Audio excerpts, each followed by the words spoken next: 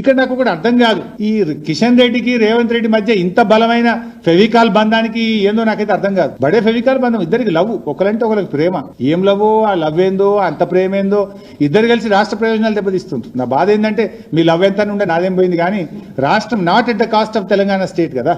ఏమైంది, ఆనాడు కాళేశ్వరం ప్రాజెక్టులో 100 భాగాలు, అందులో ఒక భాగం మేడిగడ్డ.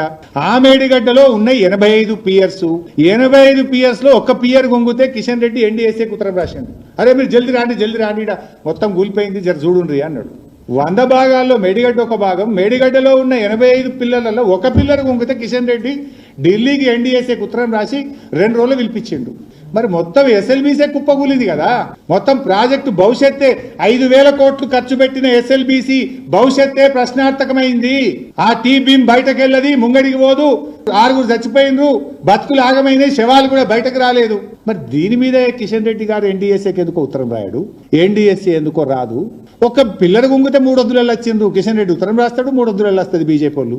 మరి ఎస్ఎల్బీసీ కుప్పకూలితే 5,000 కోట్ల ఖర్చు పెట్టిన ప్రాజెక్టు ఆగమైపోతే ఎందుకు ఎన్డీఎస్ఏ రాదు, ఎందుకు కిషన్ రెడ్డి గారు ఉత్తరం రాయడు?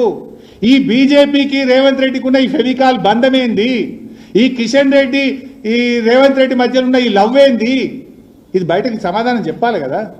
ఎన్డీఎస్ఏ ఆనాడు వస్తుంది, ఓకే, ఎందుకు వచ్చిందని అంటలేను, మరి ఇవాళ ఎందుకు రాదు? ఆనాడు కుంగింది ఒక పిల్లర్, ఇవాళ కూలింది మొత్తం ప్రాజెక్టు, దీనికి ఎందుకు రారు? ఇవాళ ఆలోచించాల్సినటువంటి అవసరం.